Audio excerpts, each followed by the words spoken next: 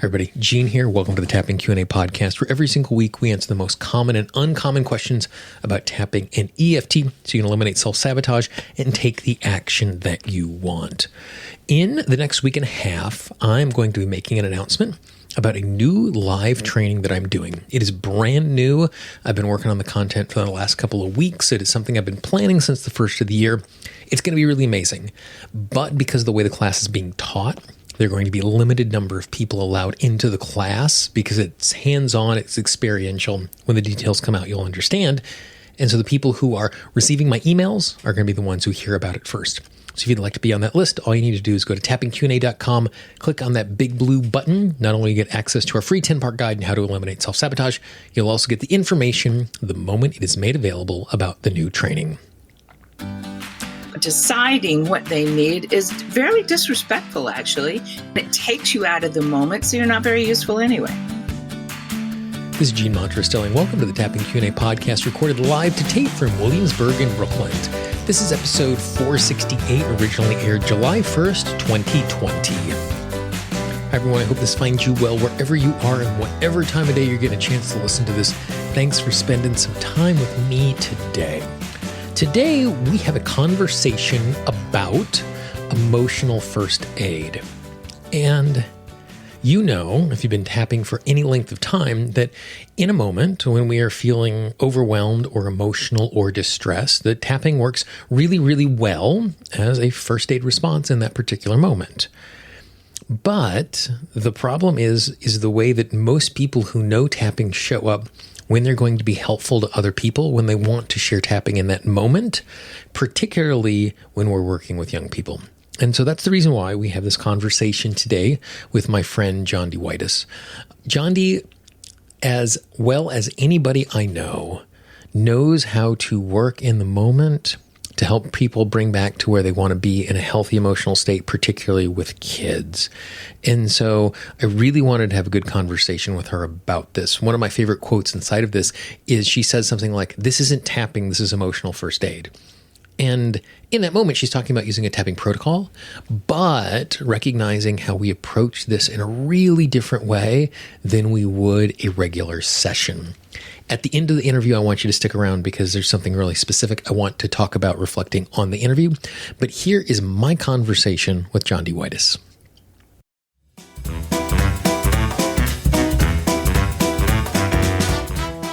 Not just at this particular moment in history, but in all moments in history, adults are charged with making sure that kids are taken care of. And oftentimes taking care of them is not just about simply meeting their needs, which is a good thing, but it's also helping them to respond to difficult things in a moment, as well as equipping them so that as we go forward, we're able to do that. I know it's always been a real passion of yours. What have you learned or what are you discovering as we're just trying to provide emotional aid to the young people in our lives?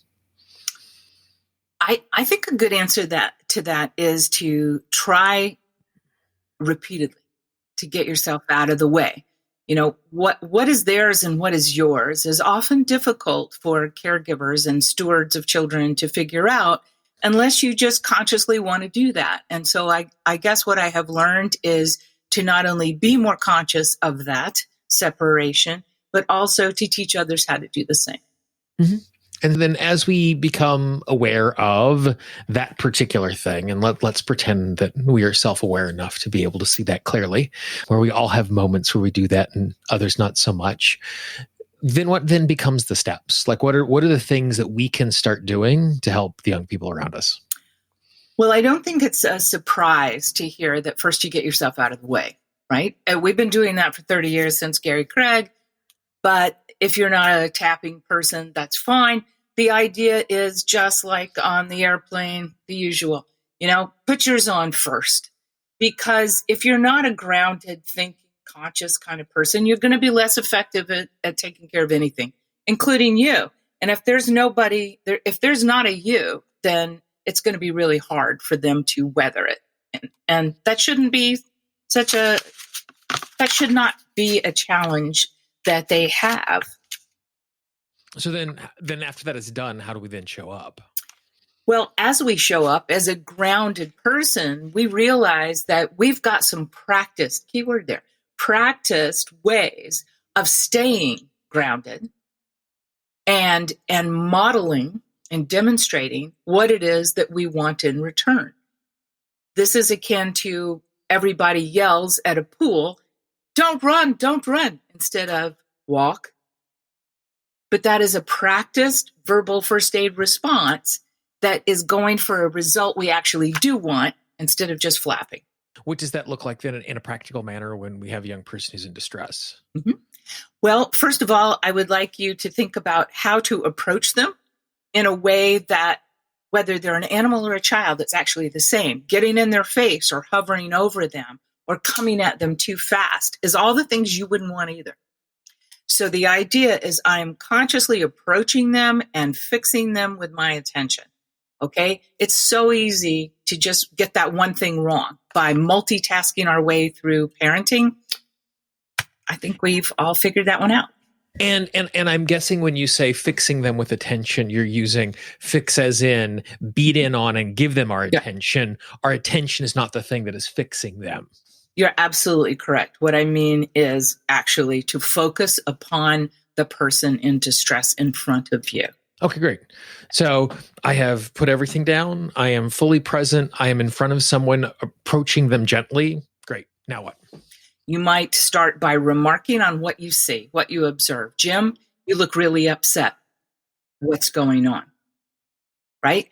Very directive, small, simple sentences that let you know someone is inquiring about you and they're there, they're present.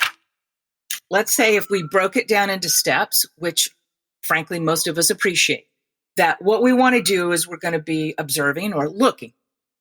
We're going to be listening. That means actively listening. Then we're going to interpret what's going on so that we know how to choose consciously to respond, right? That's kind of the 4 steps there. But what are we looking to do with that? And that's create an atmosphere of calm or connection, right? Because it didn't just start with Mr. Maslow, but it's probably the first time we heard about it. The idea of a felt sense of safety is where we must start. And so we must somehow be able to give that to them, whether it's a visual cue, I'm here, I'm right here, or it is asking them about what's really going on and creating a space for them to tell you about that. And when we talk, just like I was saying, I think a minute ago, give clear, crisp, small directions or questions. Because when we're in distress, we can't hear more than that anyway. I'm guessing it's also helpful in some way as we're doing this to ask the questions in such a way where we're not making a declarative statement of, you are experiencing this, tell me what that is like. But it appears as if this is what's going on. Is that what is going on? Then once we get confirmation or we give them the ability to kind of reframe that a little bit, then we can start asking about their experience and what that is like. Absolutely. So in my mouth right this second, it comes out, Jim, you look upset. What's going on? Right? And that doesn't judge the upset, which is frankly what we don't want. Okay. So then once we started the conversation, once we've let them know we are listening, once we let them know that we understand what is going on, what do we then do with that information? Then I would like us to move into the helping category of giving them an in-the-moment strategy or intervention that's going to help. And often in Jondi speak, it turns out like this. Just do this while we're talking. And right now, if you could see me, you would see I am tapping on any of the spots. But frankly, a really good one is the collarbone or under the eye, because children always report, my tummy doesn't feel good or my stomach feels bad. And that gets us all into polyvagal. Do we need all that? Heck no. What we need is this is a simple in the moment interaction of something to do with that upset, Jim. And I think the thing that's super important inside of that, one is just because of the way that our mirror neurons work. When we see someone else doing something, we're inclined to understand and engage with that in a specific way. The other is and this is just, I think, with any modality, but tapping in specific, those of us who are excited about and are wanting to be helpful want to explain everything, want to explain biochemically what is going on with the vagus nerve, and like all of that stuff. And in the moment, particularly kids, they don't care. Like I have always found tapping with kids significantly easier than adults, because I'm like, you're in distress, want to try something that'll make you be out of distress? And they're like, okay, let's do that thing. Absolutely. And so my version of what you just said was, this always helps me. Do this with me. Try this right now. And as you see, those are all small, non-judgmental action steps for them to take and try with you while you're there. Yeah. And the other thing I think that's really important in this, and I'm sure we're going to see this as we kind of get into the conversation and the next steps, is oftentimes we feel like we are told as tappers to be as specific as possible, and being as specific as possible is the thing that will make it successful. And we often mistake that for, I have to be specific in order to be successful, when sometimes as specific as possible is, I am in distress. And if we are talking to someone, particularly a child who has very primary emotions, they're unnuanced in how they are showing up in the world, simply they're tuned in. Like, we don't need to do anything more than that because they are there. And by simply saying, hey, try this thing, this will be really, really useful for you, I am guessing that as we do that, clarity starts to come, and they're actually going to have more vocabulary because we're taking the edge off of what they're experiencing. I think you're absolutely right. And there's two things to point out here. One, this isn't tapping. It is not tapping. So forget about the words outside of the concept of verbal first aid, means short, specific, helpful, right? Secondly, the idea of tuned in, you're absolutely right. The gospel is, you don't need words. You can see they're already upset, and they just confirmed it to you. So they're as tuned in as you need them to be. So proceed with where you are, right? Meet them where they're at. Great. So after we've given a quick little strategy, a quick little intervention, what do we do then? Well, then I think if you have the opportunity, let's underline that. If you have the opportunity, you might not. That might have been in the middle of a riot. That might have been in school or in their room. I don't know what you have time for. But if you do have time and you do perceive that you have permission now, they haven't run away, they didn't shut you down, that's when we want to ask them to describe what they need, right? Right? What do you need is not a bad question for most kids. I mean, if they're too young, they're not going to know what they need. But I'm thinking that a lot of these kids are going to, that you're going to teach this, are probably going to be in the 5 to 11 idea, right? And so that means they do have a sense of what they need, or what is going on right here that I can help you with, right? And I'm indicating with my hand right now, inside. Yeah, right? and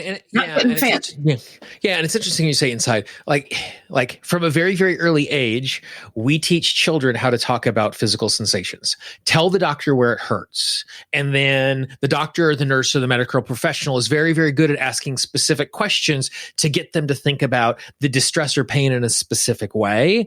And so, even if they don't already have an emotional vocabulary yet, they do have a physical vocabulary to talk about what their sensations are. And so that becomes a really easy thing to ask them about, because they've been trained already as humans in the way that we live in this modern world to talk about what is going on inside of their body, which becomes another great way to tune in as we're like finding ways to be helpful in that particular moment. I love that. That's a great point. And another kind of question is, where does it feel bad? Yeah. Right? Yeah. Just really simple, cut to the chase, because in grounding, what we're really doing is we're trying to get into the somatic. We're trying to get into the physical body, and we're trying to get into the nervous system, and we're trying to get into the limbics of the brain. None of that needs to be talked about. Just the idea of grounding involves those. So let's get there right away. Okay? And I think the other thing that, before we step on, the other thing that I think is really important, you underlined the idea, if there is the opportunity to, it's really easy to turn any transformation, be it transformation that we're providing for someone else or that we're doing for ourselves, to turn it into this all or nothing proposition that I am only successful if I have taken care of everything. My buddy Dan Cleary, who does pain management, always talks about the 10% solution. How would your life be better if we reduce this by 10%? As someone who is doing pain management with clients who may never be out of pain because of the nature of the physical elements they're dealing with, like there will be pain. By reframing it into, in that case, where he's reframing it for its clients, in this case, for us as the people who are wanting to be helpers, oftentimes we think we want to take care of everything. And sometimes we don't have the capacity to take care of everything because of time or other restraints. And sometimes we don't actually have to take care of everything to manage the situation that we're in. We just need to be helpful enough so that whatever is next is accessible for them to do next. And so to give ourselves permission to go, okay, I've calmed you down in a moment. Awesome. That is the success that I've been looking for in this particular moment. Right. And let's also, take a page out of Ann Adams' book. The idea that we respect a child to have some problem solving capability if we can help them get back to grounding is true, right? So if I can, again, work with the felt sense of safety, if I can get you back to feeling safe enough to breathe, to get back in your body, to start thinking, chances are good they do know a lot about what they need to do. Just the simple stuff. And that's what we're looking for here. The basic reassurance, you're safe, I'm here, or I'll help. You may not know me, but I'm here and I'll help. I'll stay with you, right? Those things, I believe, help them get into this sense of, okay, I'm good to go. Okay, I'm good from here. Are you all right to go back to the classroom? Are you okay to get back on the bus? What is it? But those are just really simple things. And I think the other part of it is we need to remember that we are not at our best when we're afraid. And neither are they, right? We're just not there. And so our expectations can be self-managed as well as passed on to them. There's nothing wrong with actually saying that to them. Just saying, you know what? I'm not at my best when I'm upset about things either. Here's what I do. Very simple. And I think the other thing inside of this is that it's really easy to bring my adult mind to what okay looks like. And I learned this lesson really starkly when I got the chance to tap in response with kids to a typhoon in the Philippines, was how, like, the conclusion I came walking away from it is that for kids, their emotions are real.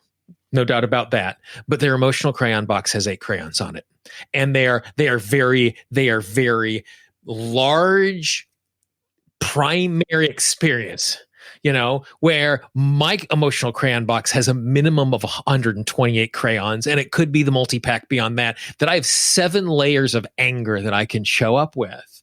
When I'm doing work on myself, I'm really parsing apart this nuance. And sometimes with young people, that they are in a circumstance where things clear really, really quickly. They clear in this really primary way. We are trying to overfunction in the way that we're being helpful when help's done. Like we have achieved what needs to be happened. What we need to do, and the questions that you're asking is, we actually need to trust them and trust the fact that when they answer questions, they're actually saying what is true. And it's not that I know best about what's going on. Like in the circumstance, I'm showing up as an adult saying, hey, I have something that can be helpful because I can recognize the fact that you cannot regulate in this particular moment. That is expertise I'm bringing to the moment, but I'm not an expert of their experience. I'm not an expert of what they're feeling. It is a call to me to listen carefully to what they're saying and actually believe them. I think that's well said. Active listening means you're listening. You're not thinking of what you're going to say next, right? And so there's 2 things that come up there. A, if you've already practiced it, it's going to come out as an auto response, which is what you need. And you're going to actually be fostering and bringing to them over time, perhaps. But the other thing is overthinking it or deciding what they need is very disrespectful, actually. And it takes you out of the moment, so you're not very useful anyway. And not only does it take you out of the moment, it also breaks rapport, so they trust you less. The thing to get me to stop listening to you the most is when you start telling me how I should be feeling, or you start questioning my decisions of how I feel. Like I say, I feel like this, like, oh no, you don't. Like it is hard to get me angry. That is the thing that will do it when we start dismissing that. And so it's really super important for me to remember that when I'm working with others, that You have the authority to state what your emotional state is and do it. The other piece, I'm a huge proponent of this idea of practice and getting ready for stuff. When I practice, I actually like practicing things go wrong. So I'm ready for that. As an extreme example of this, years ago when I was learning how to do stage hypnosis, I set up 9 chairs in my living room. I put 9 stuffed animals in there, and I would do full stage hypnosis shows out loud to nobody in particular. I had this little pile of note cards of all of the things that could go wrong. Someone comes out of trance, someone regresses, someone heckles, all sorts of things. Every 5 minutes as I was practicing, a little bell would go off and I had to pull out one of these cards and I had to respond to what is going wrong. I was practicing things going wrong ahead of time. I wasn't just doing a fire drill, but I was also thinking about the things that could go wrong. So that when I practice solving problems, if a problem that I have not practiced comes up is there, I've already learned that I can deal with the unexpected. Being in a circumstance where, like, when you say practice this stuff, for me, it literally means I'm practicing saying the questions out loud. It's not just like, oh, in the circumstance, I will do this. But it's literally saying these things out loud and play acting conversations with young people. Whenever I need to practice a conversation, I have a stuffed unicorn that is still hanging out in my apartment that needs to be sent as a gift to a friend. And the unicorn becomes my conversationist because I really want to be in a circumstance where I am having words come out of my mouth so I can feel them so they're more natural in the moment. Well, and you're also engaged. This is engaged learning too, right? You're using multiple sensory equipment that you have, right? And so Linda Wood's original projection tapping toy, Magic Buttons Bear, is a perfect example of that. And why not? If you have one around, great. If you don't, take a unicorn that's stuff that going out the door for somebody else. It doesn't matter, but that engagement plus something to project it onto keeps you focused. That's a great practice way. This is one of those things that when someone is, and this isn't to put too much pressure on us, but with something like this, we don't get second and third chances. If someone is distressed in the moment, we want to be as helpful as we can in the moment. Part of that is being as well equipped as possible. Absolutely. When it gets to the point where we can teach the child, that means not in the moment. That means when it's Tuesday and we have a fire drill. Fire drill. The idea is not lost in us that if you go to any firehouse, you will see that it is set up so that everything is exactly in the place it needs to be. And they practice all the time because when they're popping out of bed and down the pole and whatever, they're just going like this. They're not thinking. It takes too much time and energy to think. And that is often helpful to kids who can visualize that. And I think what's really important there, and this is true for anything, particularly conversation with young people, but not just dealing with this management stuff. There is a time to respond to something that is going on, and there is time to have a conversation about how we do this differently. And be it learning a tool, be it understanding the rules and expectations of our family when we have with someone who is misbehaving, in the moment of the distress or in the moment of the conflict or in the moment of the hard thing is not the time that we do the teaching. This is true for anything. When I am engaging with someone who is in distress, I'm like, hey, try this thing. Then, depending on how much of that distress we get through in that moment, then we have the opportunity to go, great. Do you want to talk about what we just did there? With a young person, it might even be better to go, you remember a couple of days ago when you had this really hard time and we did this thing? Would you like to learn how to do it on your own? Then we are teaching them in a resource state that allows them to actually learn versus being in a circumstance where we're just doing triage and we're trying to just provide relief in the moment as we're managing something. Sure. Well, there's so much packed into what you were saying. One of the things I want to backtrack on is you're going to blow it. I'm going to blow it. And the idea of being able to backtrack into that and go, let me try again is really important. Or, you know what I really wanted to do that I didn't quite manage was this. We're modeling so much more than the subject at hand today by doing that. And we break rapport so easily, as you said, and it can be as clumsy and innocent as, well, you, blah, blah, blah, blah, blah, blah, and just, all sorts of stuff coming out of your mouth is understandable, but not helpful. At which point you just go, what I wanted to teach you was this instead. I mean, really simple, honest things go a long way. And yes, not necessarily in that moment do you want to review that, but you can. I mean, it's better than not, right? A couple of things interesting aside of that. One is it's just really good for us to do evaluation of how we show up in the world. Even if we fumble our way through it in the moment, to ask ourselves the question, great. Like my favorite type of analysis is something called a delta plus. And in a delta plus, the delta is what would I do differently and the plus is what would I do again. So it's not what worked and what didn't, but it's what would I want to repeat? Because sometimes we come up with things in the moment where it's like, ooh, I want to do that again. Like that was a really useful way for me to explain it that I didn't think about ahead of time. But in the moment, because of who I was talking to, I did such a great job. And then the delta, it's not like, oh, I did this wrong. It's what would I do differently next time? Like what are the steps? Because then we're doing it in a constructive way. The other thing I think that is really important for us to recognize is the difference between triage methodology and transformational methodology. In the moment, my goal is to just help someone be put back together.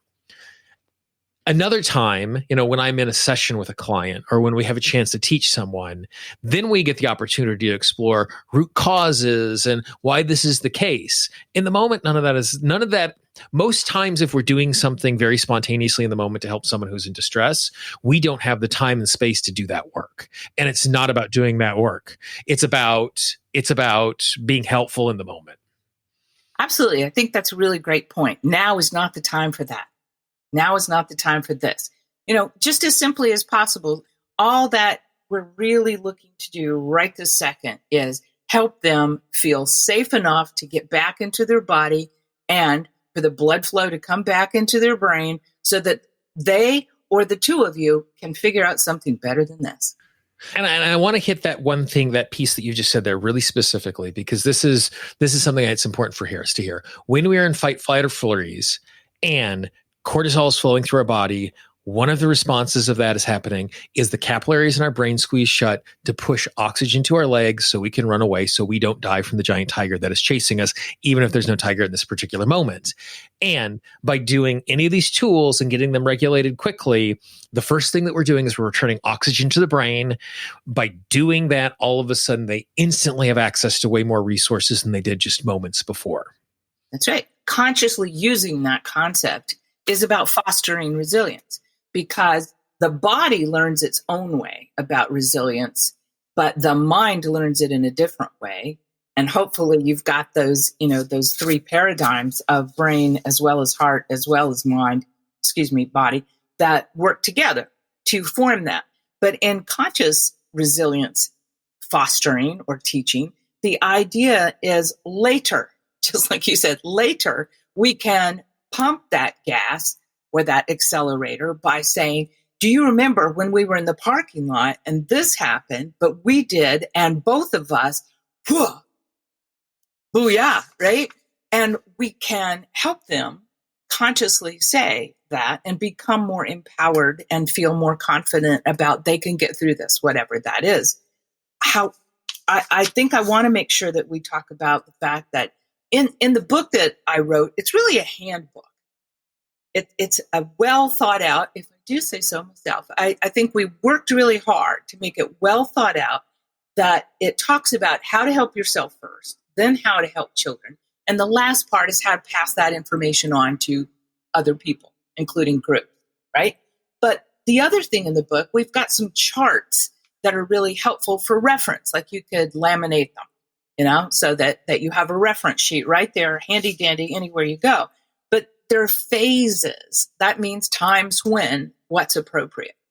So there's just before. When I hear that phase, I think of me as a child in Florida, knowing the hurricane watch is coming, right? You've prepared your house and this is a way to prepare your body, mind, and spirit, because it's about to come. The next thing is as it begins. As it begins, we have a whole different sensory experience going down as the body starts reacting. As Gwyneth Moss says, something out there is making something in here, do something here, blah, blah. So as it begins is another phase. During is frankly the pandemic, right? That's like the pandemic. It's not an event with a tidy, here it comes, and now it's over, right? It's a long, chronic piece of uncertainty, and holy moly, is this ever going to end kind of feeling. However, it could also be in a natural disaster, or you're hearing all that banging around as the eye of the storm is not yet come to us, and here is the eye of the storm, and now it's banging again, it's passing over. During is another of endurance, right? Same root word. Then there's just after. Oh my gosh, we survived is a great validation and reinforcement that we did survive and we did smart enough things that we survived, right? But then more towards the other modalities you might have is the initial recovery period, right? What do you need? What's missing? What should we address? What can we clean up? And then, frankly, there's the deep iceberg kind of therapeutic tapping and practiced hands that is about long-term recovery. Okay? And so I think we tried hard to put out there that recognition of these phases, because I don't go around thinking, gee, I wonder what the phases of natural disaster might be. No, I don't. I'm just like everybody else. But codifying them, putting them down, and then saying, here's a good thing to do if this is happening is very helpful. Because again, just like you said, the capillaries are squeezed down. There's very little I can take in because my body wants to take care of things its way, right? And that's where practice comes in again, because you're practicing for an autopilot response that's going to be smarter than panic. Yep, absolutely. And the more of these autopilot responses that we have, then when we are having to think about something, we're getting to think about the third thing, the fifth thing, or the seventh thing. We're not thinking about the first thing. And by that point, we've already been able to be helpful in that process, which makes it easier to navigate and manage at that particular point. Absolutely. And for those of you who are working with kids you don't know, or you don't know very well, or maybe you'll see again in the community, maybe not, you're building this wonderful trust that they do care, they're here for me, and they're at least smart enough to have helped me get through this. And perhaps they're going to be a font of information in the future that I can trust. So I think that's worth saying as we look at this as a community angle or a school angle, a hospital angle, first responders. Mm-hmm. The thing that we do is we reach for the tools that we know that work. Babies aren't taught to suck their thumb. They do it because it self-soothes. And so if we're doing things that are soothing, that are grounding, that are de-escalating, that are getting us back in our body, all of those things, we love the feeling of those things. We're going to choose back to them again, and we're going to choose back to them again, and we're going to choose back to them again. Particularly kids, they don't think of tools in the same way we do. They just do the things that work. Absolutely. And, we're not that much different. We're taller. We're older, but we're not that much different. The difference is, I think, in the approach. Just understanding from a developmental level, my approach must change if I want it to be accessible. So we're expanding our focus about all this. We're expanding our consciousness about this. And we're, I think, renewing the idea that children look to us taller, older, more experienced, in control, perhaps, authority, maybe, but they're looking to us for cues, right? And that begins as early as taking a kid to a sandbox. They trip over something. The first thing they do is they whip that head around and look at the caregiver. How should I feel about this? How should I behave? And that approach is what makes all the difference in that child's being able to feel confident about moving into the world. This is moving forward. There are going to be circumstances in which things become larger than we imagine. One of the things I always say if I'm ever in a situation where I'm teaching people tapping, my phrase is, if you are not qualified to deal with something without tapping, tapping does not qualify you to work with that particular thing, just because tapping might be useful for that particular thing. How then do we, because there are, even as unnuanced or less nuanced as a child's emotional experience is, it can still be really dramatic and it can be still really extreme. How then do we figure out and manage those circumstances when, for lack of a better word, it's above our pay grade? Like we step into something that is more complicated than we're capable of managing. Sure. Well, let's kind of take that in two parts. One, if you know that child, good, because you're going to be looking for behavioral changes, right? And usually those are just going to be kind of simple somatic stuff, right? Is that child visibly shaking? Are they uncontrollably crying? Are they withdrawing, shutting down, or hiding?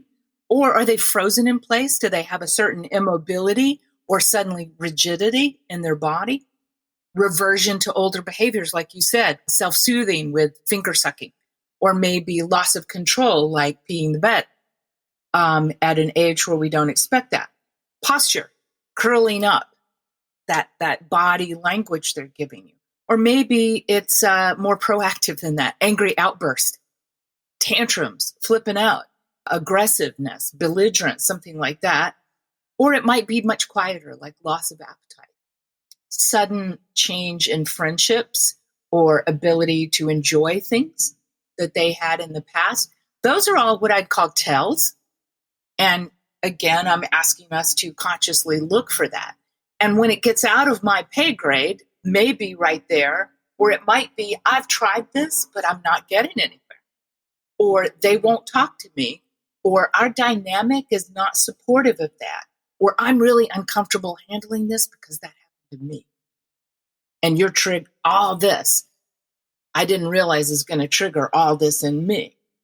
Or you can sense there's something that you can't touch. All of those, to me, are signals that you need to get some help with this. First for you, by the way, first for you, right? I'm having a really hard time dealing with the fact that one of my students, right? And secondly, then, it's therapy talk to say refer on. What I mean by that is, can I do my best to get some reasonable help for this person with that thing, right? Who do I trust? One of the things I really appreciate about this, Jondi, is how deliberate, straightforward, and practical this is. Because in anything that we do healing and transformationally, like that's a good disposition. It's particularly good disposition when we're working with young people. Deliberate, straightforward, practical, because it's the way that we can be most helpful inside of that. So thanks for your time. I really appreciate it. Thank you. I really appreciate your helping me get the word out.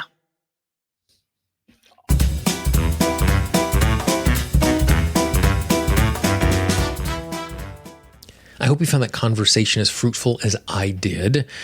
Jondi is just such a great teacher and shows up in such a clear, specific way. It was mentioned in the interview, but I want to bring special attention to it. Her and our friend Deborah Miller, who's been on the podcast a number of times before, actually wrote a book called Emotional First Aid for Children: How to Quickly Help in Times of Trouble. I'm actually holding my copy right here. You can hear it there in my hand. That wasn't a sound effect. It's actually the book. It is essential for anybody who spends time with young people, not as a practitioner, but if you just have young people in your life, having the skills from this book, not even necessarily tapping skills, but having the skills of knowing how to be present to young people when they're in the moment of stress is going to do two things. One is you're going to teach them a tool and help them in the moment in a way that's really powerful so they leave pain. Two, you're actually going to be doing a lifetime of difference. And I don't say that hyperbolically, but I know from working with clients for over a decade, the amount of time we spend dealing with traumatic moments from a childhood that the child did not have tools or adults around them to help them deal with the emotions in the moment. Therefore, they got stuck in the body. Therefore, they create trauma. Therefore, they stick around for a really long time. And so the more opportunities we have to help a young person when they are stuck in something emotional to get out of that, we're giving them the opportunity to not have that sticking in their system for a really long time. You can find the book on Amazon. You can find a link in the show notes. You can find a link at tappingqna.com/468, which is this particular episode. Again, if you are around young people at all, doesn't mean you're a parent, doesn't mean you're a grandparent. Just if you spend time with young people at all, this book is a must-have. I'm not getting anything for saying that. It's just something that I believe it's such a great resource. If you know someone in your life who could use this conversation, someone who is in a circumstance where they might provide some emotional first aid or spending time with young people, please pass this along. Don't spam your inbox and send it to everybody in the world. But the easiest way for someone to find a new piece of content is from the recommendation of a friend. And so you might make a difference in a friend's life, who then makes a difference in a young person's life, that then makes a long-term difference for them. It's a really simple thing. Just pass the audio along. It would mean the world to me. It is the highest compliment you can pay, is to recommend the resources we create to someone else. If you haven't done so already, please subscribe to the podcast. In podcasting parlance, subscribe is always free. If you go into Apple Podcasts, Google Podcasts, Spotify, Pandora, Stitcher, anywhere you find audio, if you search for Tapping Q&A, you will find the shows there. Click subscribe, click follow, whatever the button is in that particular ecosystem. When you do that, you're going to get delivered new episodes every single time a new one comes out. If you have a question or a comment, I can always be reached, Gene, Gene, at tappingqa.com. I love hearing from you. I love hearing your questions. Some of the best shows we've done have come from questions and recommendations from listeners just like you. For the Tapping Q&A podcast, this is Gene Montrastelli. I hope you have a great day, and I will talk to you real soon. Bye-bye. The Tapping Q&A podcast is copyright Gene Montrastelli Tapping Q&A. All views expressed by guests are those of the guests and not necessarily of Gene Montrastelli and Tapping Q&A.